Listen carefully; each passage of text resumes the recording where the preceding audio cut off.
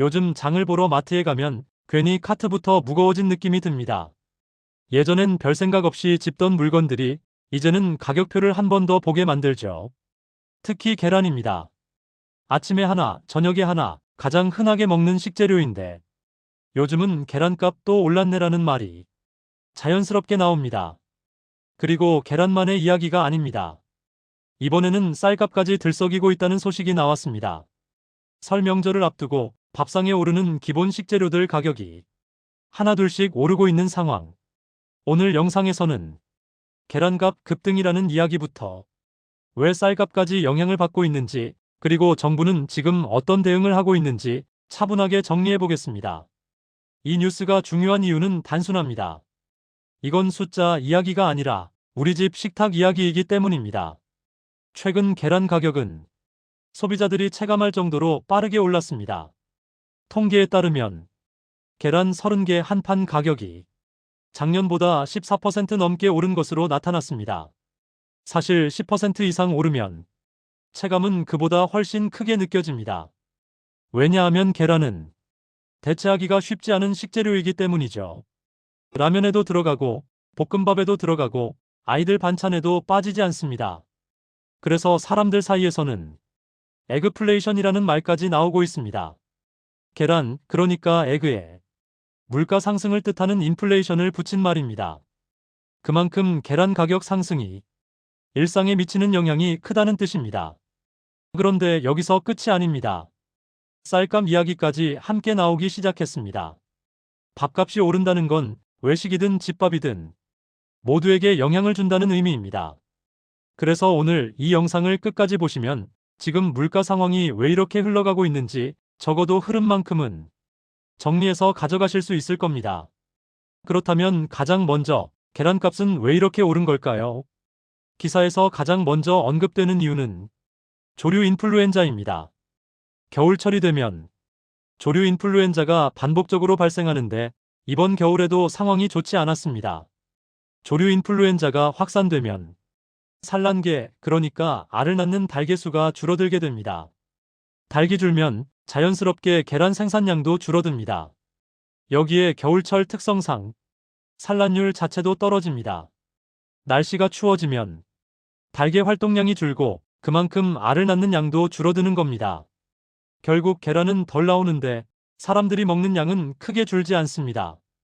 이런 상황이 겹치면서 가격이 오를 수밖에 없는 구조가 만들어진 겁니다.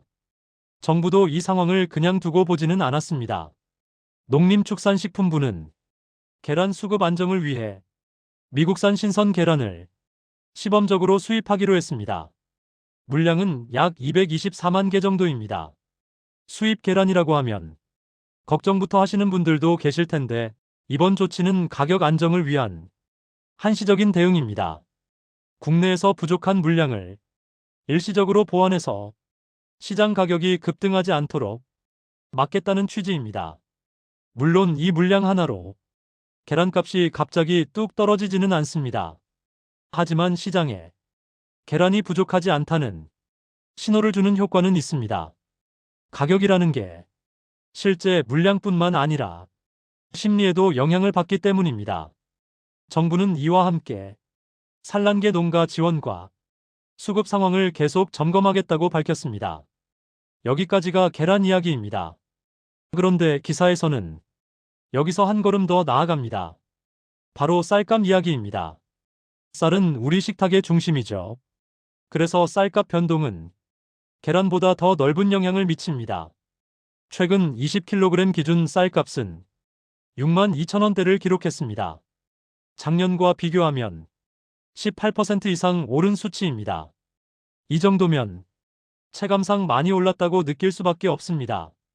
쌀값은 왜 오른 걸까요? 쌀값은 사실 오랫동안 너무 싸다는 이야기도 함께 나왔던 품목입니다. 그만큼 공급과 수요, 그리고 정부 정책이 복잡하게 얽혀있는 분야입니다. 기사에 따르면 정부는 지난해 10월 쌀값 안정을 위해 10만 톤 규모의 시장 격리를 예고한 바 있습니다. 시장 격리라는 건 쌀을 시장에서 빼내서 공급을 줄이는 방식입니다. 공급이 줄면 가격이 급격히 떨어지는 걸 막을 수 있습니다. 그런데 최근 들어 쌀값이 다시 오르자 정부는 실제 격리 물량을 45만 톤 수준으로 조정하는 방안도 검토하고 있습니다. 왜 이런 조정이 필요할까요? 쌀값은 너무 낮아도 문제고 너무 높아도 문제입니다. 농민 입장에서는 적정 가격이 보장돼야 하고 소비자 입장에서는 부담이 커지면 안 됩니다. 그래서 정부는 소비 통계와 시장 반응을 함께 보면서 조치를 조정하고 있습니다. 특히 1월 22일에 나오는 쌀 소비 통계가 중요한 기준이 될 예정입니다. 이 수치를 보고 추가 대책이 나올 가능성도 있습니다. 이처럼 쌀값은 단순히 오른다, 내린다로 설명하기 어려운 구조를 가지고 있습니다. 여기에 설 명절이라는 시기적 요인도 겹칩니다. 명절을 앞두면 쌀 소비는 자연스럽게 늘어납니다. 떡, 전, 밥상 준비까지 쌀이 빠지는 곳이 거의 없기 때문입니다. 수요가 늘어나는 시기에 가격이 오르면 체감 부담은 더 커질 수밖에 없습니다. 그래서 정부는 쌀뿐만 아니라 다른 주요 농산물 가격도 함께 점검하고 있습니다. 배추, 무, 마늘, 사과, 감귤, 딸기, 그리고 한우까지 전반적인 물가 흐름을 주 단위로 살펴보고 있다고 밝혔습니다. 이건 단기 대응이 아니라 명절을 넘길 때까지 계속 관리하겠다는 의미로 볼 수 있습니다.